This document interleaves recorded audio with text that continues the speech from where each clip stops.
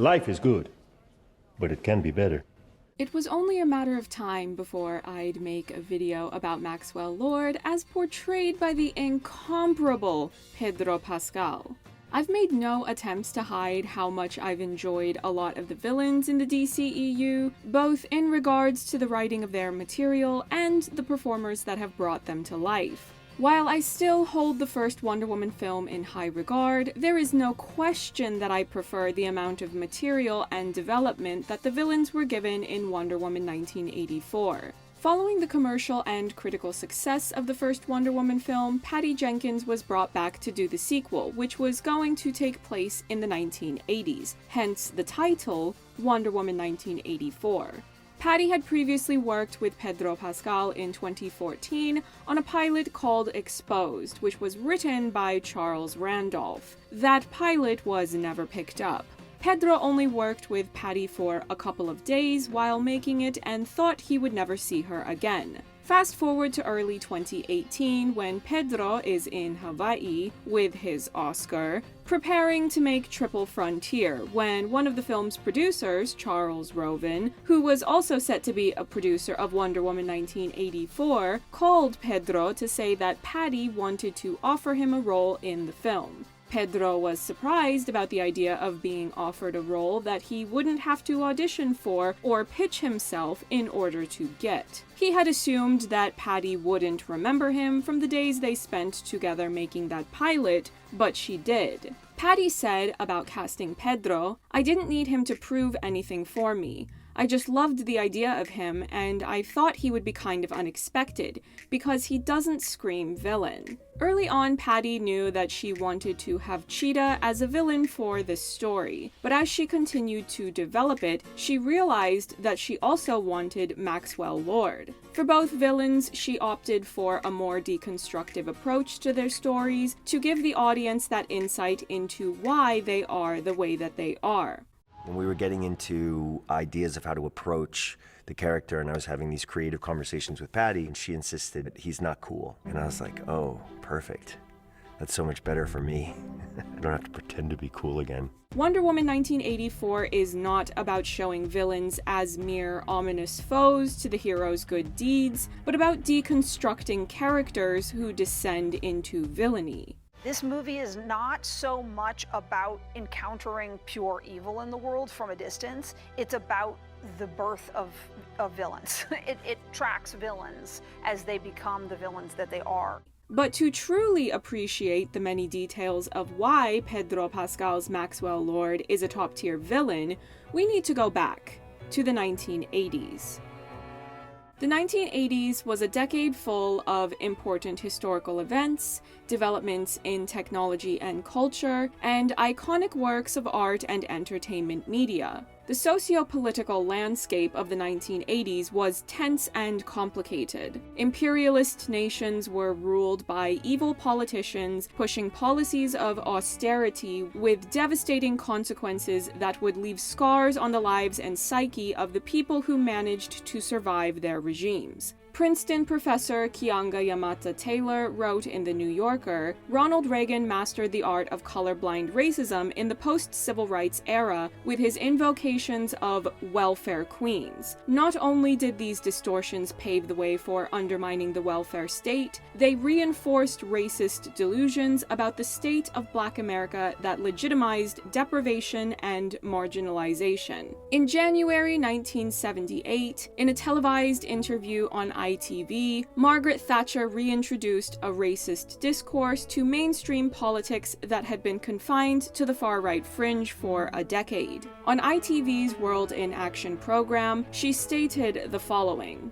"People are really rather afraid that this country might be rather swamped by people with a different culture." This discourse was brought on by a rising hostility towards immigrants from Britain's past and present colonies. At the time, Thatcher had already been elected the leader of the Conservative Party, and these comments emboldened and fueled racist sentiments in voters and boosted the popularity of the Tories. 1 year later, she won the general election to become Prime Minister, a position she would occupy for the next 12 years. In 1988, Prime Minister Thatcher passed the highly controversial and highly homophobic Section 28 legislation, which banned the so-called promotion of homosexuality by local authorities and schools. Things got so bad that Sir Ian McKellen came out publicly to the general public for the first time to lend his support to the massive wave of people protesting against Section 28.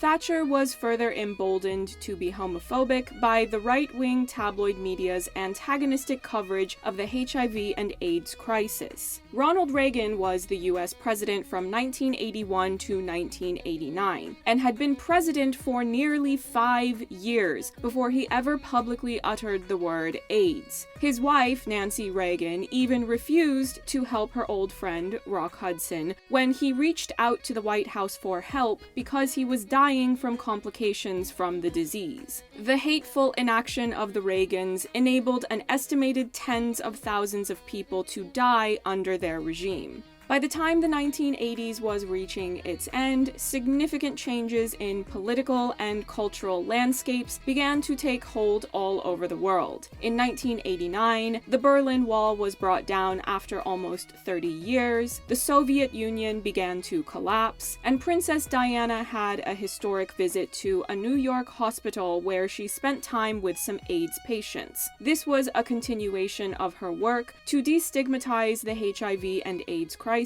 a cause she had been publicly advocating for since 1987.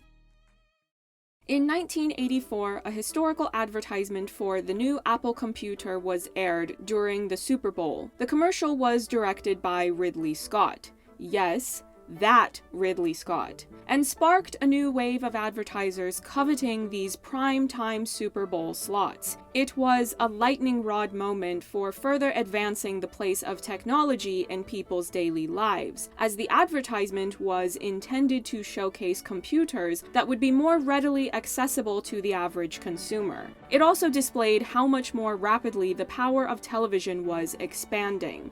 MTV was launched on the 1st of August in 1981. Though music and music videos can be a form of artistic expression, they, and other forms of entertainment media, can also be a means of furthering the materialism that was running rampant throughout the decade. The 1980s was when materialism hit an all-time high after decades of momentum being built for America's materialistic pursuits. Professor Kim McKeague published an academic paper on materialism while getting her PhD, and in it she outlined the signs of materialism, which include self-absorption to the exclusion of others, and a desire for immediate gratification. In addition, possession comes to be valued over other goals, such as personal development, relationships with others, and the work ethic. He is like a Gordon Gekko without the polish, I would say. That's how I would describe him.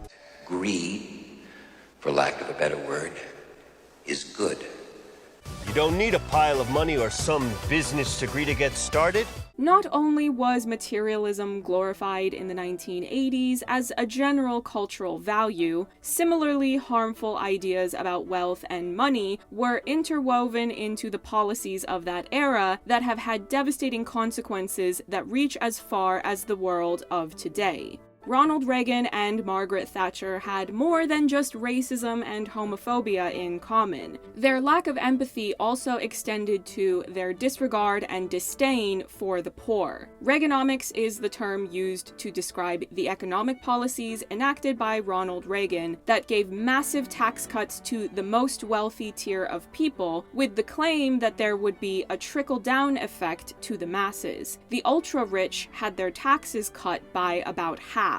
The lie that was sold to pitch this policy to the public was that the rich who received these tax breaks would spend that money in ways that would stimulate the economy. But a lot of rich people used that surplus for far more nefarious things, like bribing politicians to shape laws in ways that would favor the wealthy, resulting in a world where the rich get richer and the poor get poorer. There was also a considerable amount of deregulation that Reagan jump-started, that his predecessors continued to escalate after his presidency, that have all played a significant part in creating the financial crisis the world is now in. Across the pond, Thatcher was also implementing harmful economic policies. Her efforts to curb inflation led to a rise in unemployment. She also lowered the personal tax rates, which had been higher for the wealthy under the previous Labour government. The excessive greed of the decade can also be observed in a major crash of Wall Street in 1987, which became colloquially known as Black Monday. All of this historical context I've outlined about the 1980s, including the academic explanation of materialism, are important to truly understand the backdrop setting and character material for Maxwell Lord.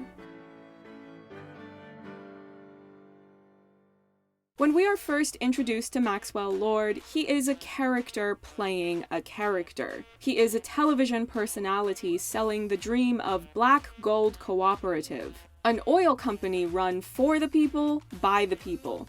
At least according to Maxwell Lord. His sales pitch on television is the dialogue that introduces the audience to the 1984 setting after the opening sequence back in Themyscira that contextualizes the thematic lessons Diana will draw from in order to teach the viewers and Maxwell Lord himself.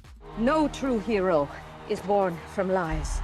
His television pitch perfectly embodies the materialism of the 1980s, as he implores viewers to spend a monthly fee on what he describes as the most lucrative industry in the world. There's a repeated emphasis on wants, desires, and wishing. His catchphrase of "life is good, but it can be better" communicates that capitalistic idea that what you already have is not enough, and that spending money is the solution to the discontent you feel towards your personal or professional life. He is undoubtedly charming, but Pedro Pascal perfectly toes the line of being charismatic and unsettling. There's something off about the way Max carries himself, because he is being inauthentic. He has been completely brainwashed to prioritize his profits and image above everything else. Even when he interacts with Barbara post-Dreamstone glow-up, he can't just pay her a genuine compliment without making it weird. Biotin. You should try it. Makes you glow like a teenager. His rhetoric aligns with much of the misogynistic ageism that runs rampant in the unrealistic beauty standards that disproportionately target women. Making people feel inadequate is a crucial part of convincing them to uphold materialism. But all of this showboating is hiding deeper layers and intentions, one of which is his goal to obtain the Dreamstone. After his first character introduction on the television screens, Max visits the Smithsonian Institution where the Dreamstone is being kept to be examined by experts who are consulting for the FBI. It's revealed later in the story that he has been searching for the stone for a considerable amount of time, and that the stone was created by the god of mischief, Dolus, to grant wishes but with a cost. I've always been obsessed with the monkey's paw, and we live in a world of unnecessary wish fulfillment, and I think it's never been a more timely story than it is right now. The monkey's paw. Beware what you wish for. It grants your wish but takes your most valued possession. With only a superficial impression of Maxwell Lord at the beginning of his story, it's easy to presume that he's going after the stone for the general motivation of wanting more power and money. It would make perfect sense given the shallow and materialistic persona he's introduced with. But before he even gets his hands on the stone, we start to see the cracks in his facade. After his first trip to the Smithsonian, he returns to his place of work, and we learn that Maxwell Lord is not all that he seems. Much like the Wall Street crash of Black Monday, his materialistic pursuits have caught up to him. He is not the successful businessman he makes himself out to be on television. The bills are piling up, and the investors have come to collect. This makes his need to get a hold of the Dreamstone that much more urgent. He's clever enough to bypass the general tendency of the Dreamstone granting one wish per person by wishing to become the Dreamstone himself. I need you to give me the stone! What happened to it? You're looking at it! This way, he can have a more direct access to the stone's powers, so he can manipulate it as he sees fit. The general rules are still the same though. Wishes are granted, but for a price.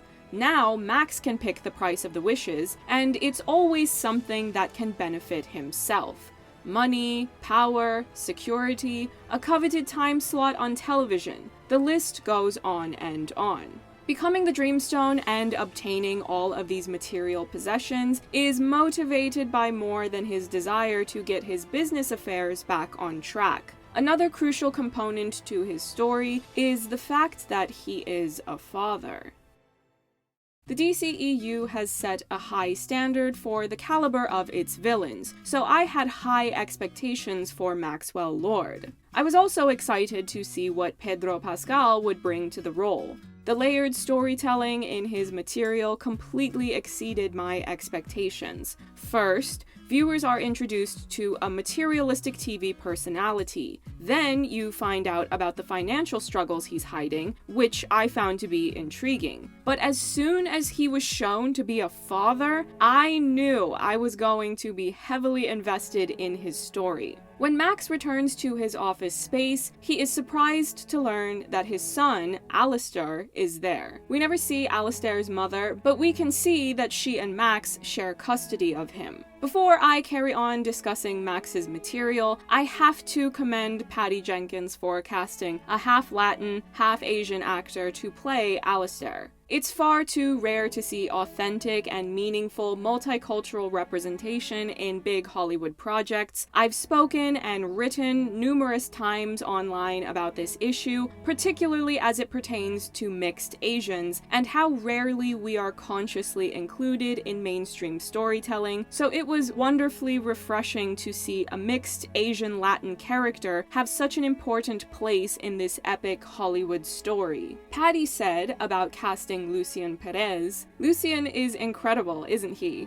What a natural, wonderful person." That was what was interesting about him. He's not like a child actor who has been disabused of human automatic reaction. He's like an adult actor in a tiny body, where he's really trying to go there and feel things. He did such spontaneous, authentic emotions. I liked how small and natural he was. It was such a lucky thing to find Lucien. Pedro Pascal was also full of praise for him, saying the following in an interview. "Oh gosh, Lucien was so special. I was part of the casting process. It was almost painful that only one could have that opportunity. Although Patty and I agreed instantly, very early in the process, after I had read with Lucien, that he was it. I couldn't believe it. He was far more professional than me, far more disciplined, far more patient. He was my guide. He made it so completely easy for me. It was really hard to say goodbye to him." Multicultural and multi-ethnic families have existed for generations, and the fact that there were so many people questioning Alistair's ethnicity shows how far behind so many viewers are, and how Hollywood's exclusionary casting tendencies have enabled that ignorance. Why is Maxwell Lord's son Asian? Because multi-ethnic families exist, because mixed-race people exist, because adoption exists. There are so many perfectly plausible explanations that there was never any justifiable reason for people to question the casting choice the way that they did. A 3-second Google search would have informed you that a half-Latin actor is playing the son of a Latin actor. It's not complicated. Maxwell Lord loves his son, but his own character flaws get the best of him. He has a confrontation with one of his investors, Simon, and for him to be so humiliated in front of his son makes this a crucial moment of probing deeper into his character and informing the motivations behind his actions as the story unfolds. You can feel how desperate he is to prove himself beyond just his own human ego, but to prove himself to his son. You're lying to your son like you lie to everyone else. And you are going to be so proud to be my son. Alistair's presence in the film is sparing, considering how much else is happening with not only Max's journey, but Diana, Steve, and Barbara's as well. But the next time we see Alistair, we can see how hard his father is spiraling, not only because of the physical toll being the Dreamstone is taking on him, but specifically because of how they interact with each other. But we'll get into that more later. In the field of psychology, there is a subcategory called Industrial and Organizational Psychology, or IO psychology for short. Research in IO psychology focuses on human behavior in organizations and the workplace. Petch and Slade published a paper called Organizational Sociopaths, Rarely Challenged, Often Promoted. Why? Exploring this tendency many of us are aware of, where ethically dubious people often rise to positions of power in the workplace. Many might associate this tendency with the corporate Wall Street world, but it can just as easily be associated with other powerhouse industries like show business or politics. Petch and Slade explain the success of the ethically dubious in the workplace by saying, "The narcissists, the greedy, the pretenders, and those with a high need for power do covet higher managerial positions, largely to satisfy their power needs." While structural complexity and cultural reinforcement are key determinants for facilitating recruitment and selection of individuals who are predominantly driven by self-interest, collusive behaviors will cement and reinforce their positions of power. Such people are consummate manipulators. If they have one skill that stands above the rest, it is their ability to manipulate others. You might be asking yourself, why is she talking about IO psychology and corruption in the workplace in a video essay about Maxwell Lord? Well, it's more relevant than you might think. Patty Jenkins and Pedro Pascal received a lot of lazy questions on the Wonder Woman 1984 press tour about whether or not Maxwell Lord was based on a certain unmentionable celebrity-turned-politician from recent years. I found these questions to be lazy and uninspired because anyone that's been invited to participate in that film's junket would have seen a screening of the film beforehand, and the film is not at all subtle in showing how much of the way Max conducts himself in the lead up to the film's climax is emblematic of an archetype that was prevalent in the 1980s but is also still around today. Patty Jenkins said, "You notice all kinds of things that crop up that are in common, but the truth is, this is about that whole generation of men from the 80s who are these power brokers, bankers, and politicians. A lot of them were cut from the same cloth." Wonder Woman 1984 opens with Diana learning a lesson in which she is dissuaded from cheating or taking the short path. You cheated, Diana. That is the truth.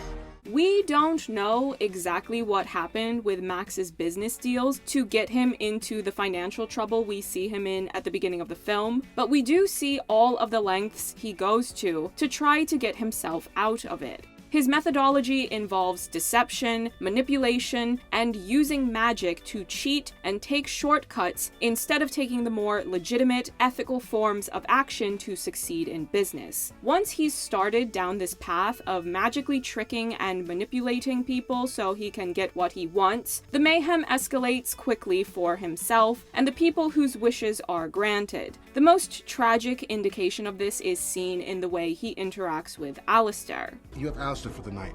Alistair, again? How many weekends do I have? What, when, tonight?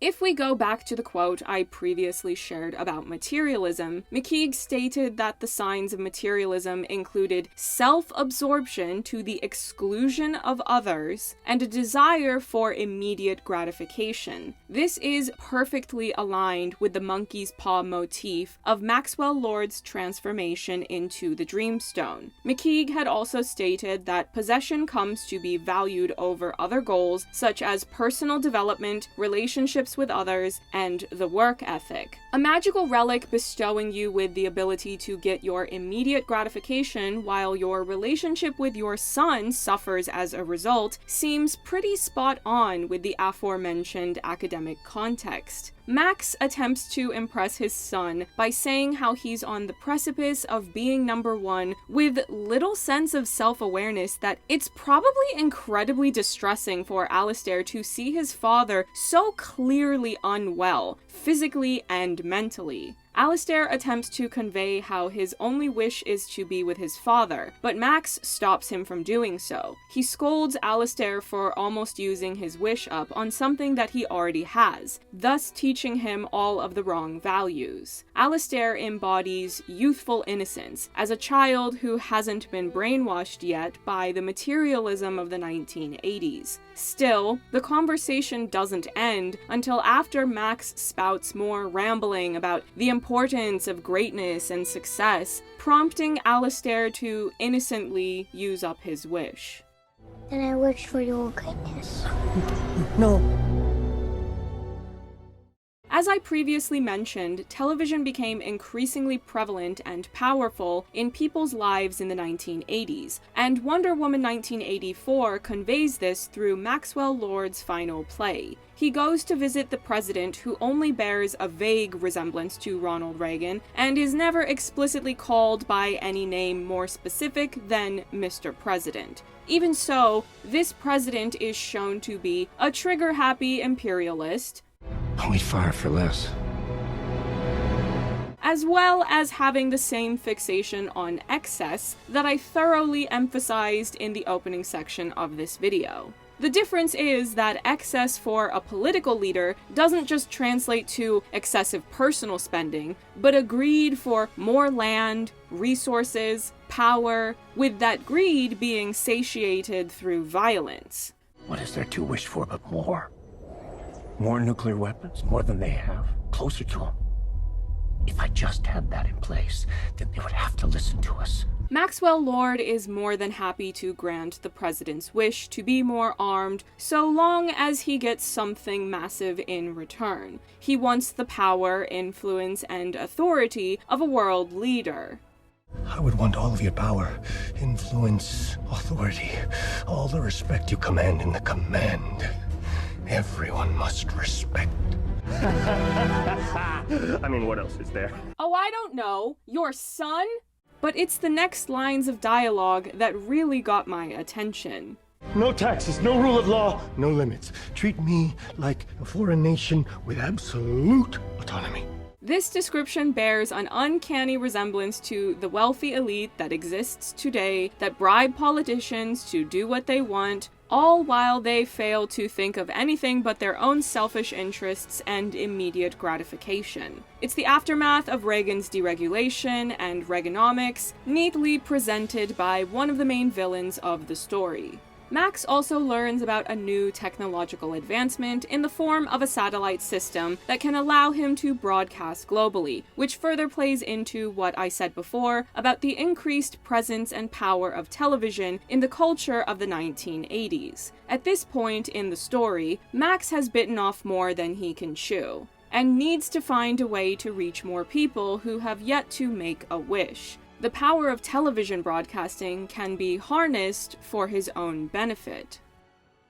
When we reach the dramatic climax of Max's story, he begins to broadcast himself to the entire world and bears resemblance to a politician. He's offering the world to the people he's addressing, but in actuality he is making empty promises with unforeseen consequences. He is stealing what he wants from the people: power, health, and prosperity. What's especially interesting about the dramatic climax is that Diana doesn't beat Max down with violence, but through diplomacy. Diana leads with her heart and appeals to him and all of the people being broadcast to through empathy, reason, and truth. You can only have the truth. And the truth is enough. It's especially relevant to the 1980s setting of Wonder Woman 1984 that Gal Gadot has said on more than one occasion that she has drawn inspiration from Princess Diana in her portrayal of Diana Prince. When I was just cast for this role, I was thinking, how do you make such an epic character relatable? And then I watched a documentary about Princess Diana, and she said that she was all about the people, and she was all heart, and you could see her vulnerabilities. And then I thought to myself, that's perfect. This further demonstrates how in tune the film is with the time period. I outlined a fair bit of historical background on political leaders of the 1980s who had absolutely no empathy for marginalized, vulnerable people, while Princess Diana, in contrast, used her privilege and platform to advocate for so many groups of people who needed help. People who were HIV positive, people with leprosy, people who were homeless, and she also advocated against landmines because of all the damage and devastation they inflict. So often in superhero movies or blockbusters in general, the final battle is won by violence and combat. It is revolutionary to have the final battle be one in which Maxwell Lord comes to realize the error of his ways and remember the truth of who he really is.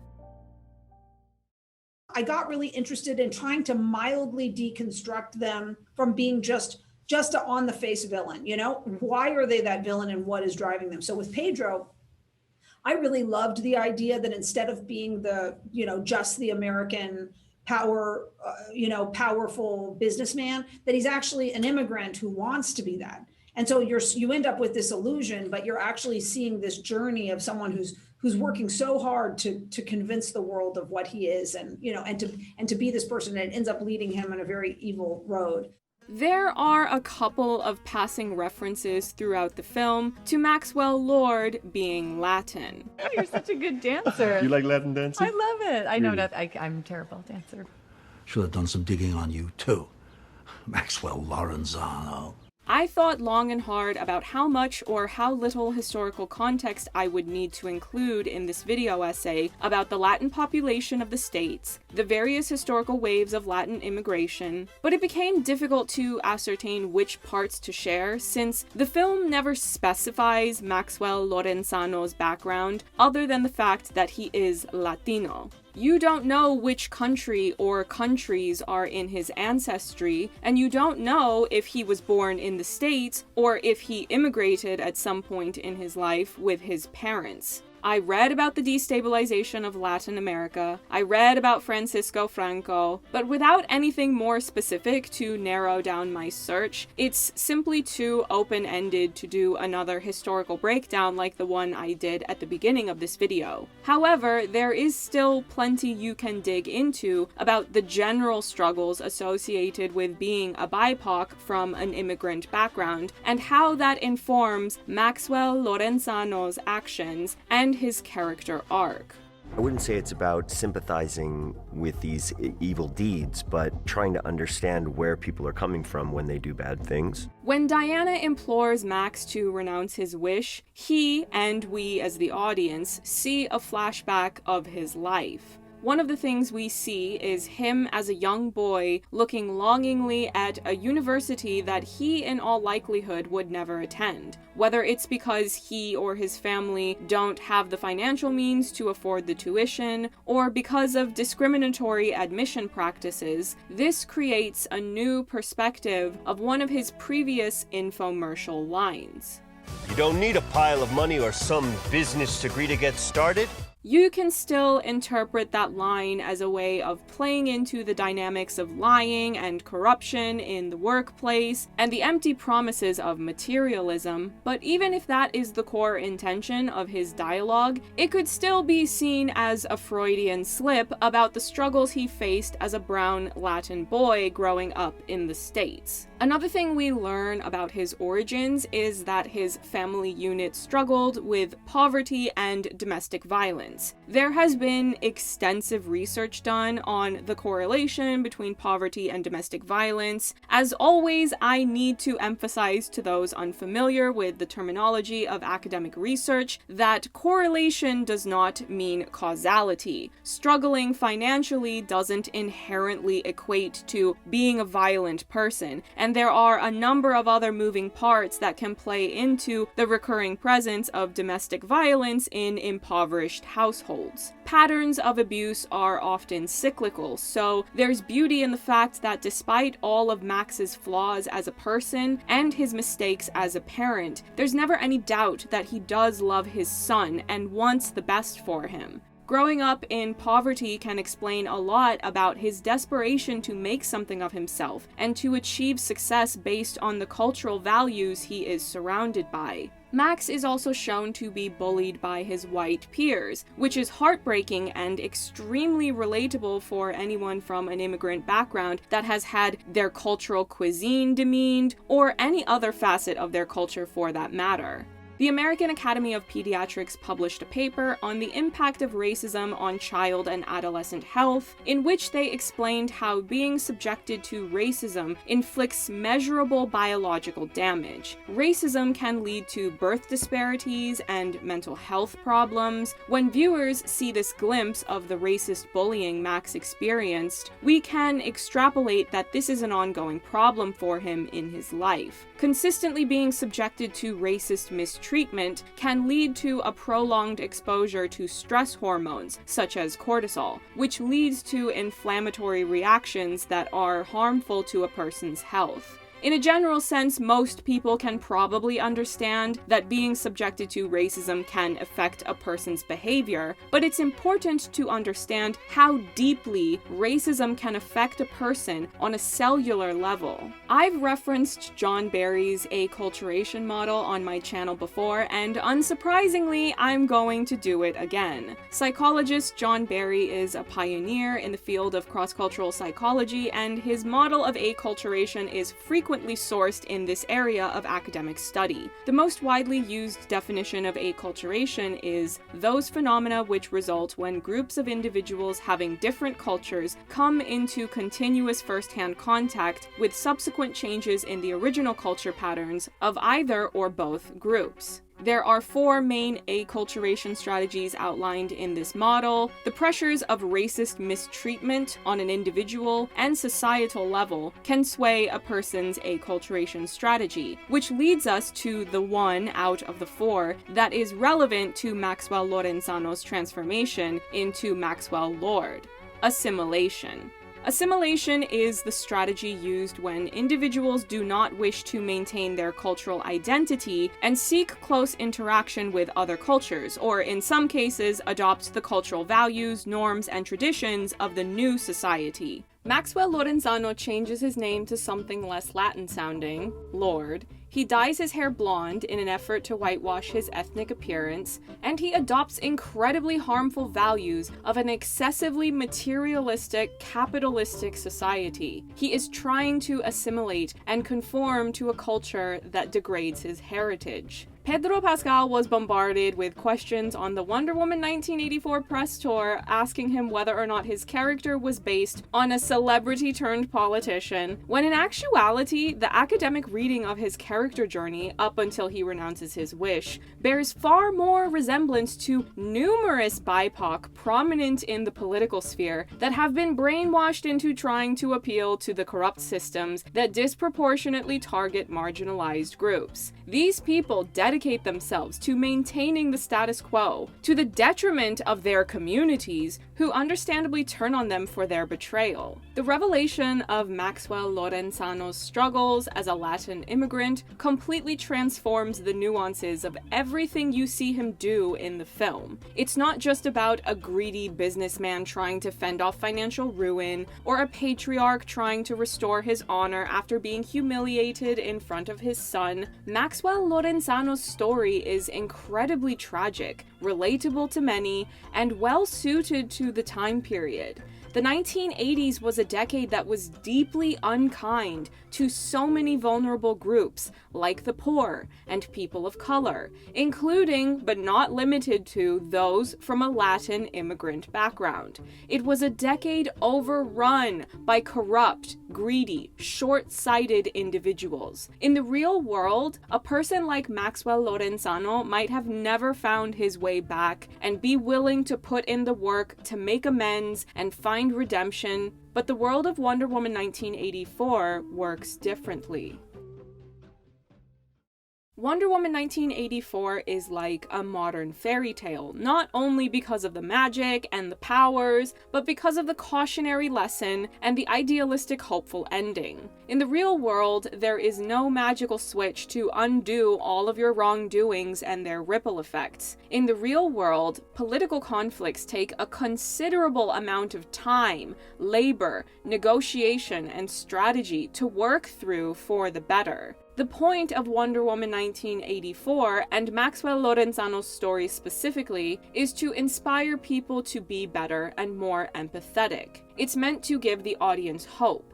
All Max has to do is decide to be better, to do what's best for the world and his son. And that decision has the power to destroy missiles that have already been launched, to tear down walls, and to restore peace to the world. With all of the militant violence Hollywood loves to glorify, it's refreshing to see a major blockbuster be an anti-war film where heartfelt diplomacy wins and a Latin immigrant is the one to restore peace. When all of the danger and mayhem is escalating, Alistair is calling out for his father, begging him to come back, but Alistair has already used up his one wish. And I wish for your goodness. No. Max can't see how lost he has become and how his misdeeds have put his son in danger until Diana draws his attention to it. The argument can be made that another facet of why Max has been desperate to seize power and control of the world up until when he rescinds his wish is because even though he has chosen to implement the acculturation strategy of assimilation for himself, it would be considerably more difficult for Alistair to hide his ethnicity to assimilate the way Max has attempted to do.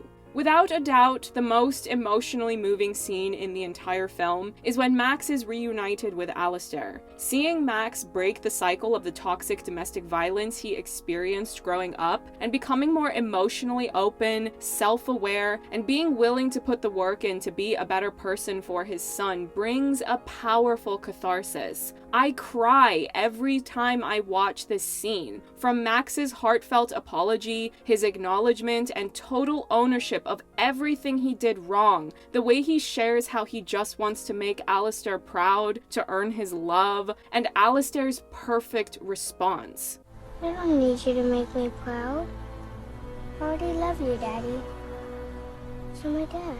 For every child that ever wished they could hear an apology from one or more of their parents, and for every parent that ever had enough self-awareness to know that their flaws have negatively impacted their child, this is the moment of healing we need. Maxwell Lorenzano's story is one of working to become a better father for his son, to overcome internalized racism, and to deprogram his thinking from the toxic materialism and dishonest conduct he once idealized. The world would be infinitely better if more people did the same.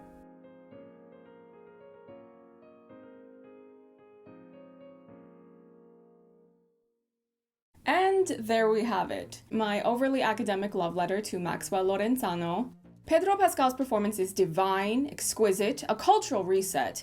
Patty Jenkins had big brain energy for realizing that this story needed Pedro to show the world how it's done, to show the world the power of immigrants, and to make me cry every single time I watch his final scene where he's reunited with his son. If you think I'm exaggerating, stew in your wrongness. What is the takeaway of all of this? That Pedro and Patty should let me interview them. And the Tories don't care about you. Subscribe to my channel to support what it is that I do here. What's the next milestone that I'm aiming for? 25K? Yeah, let's do that. Thank you for watching. I already know what video essay I want to do next, So I will see you whenever that one is finished. Bye.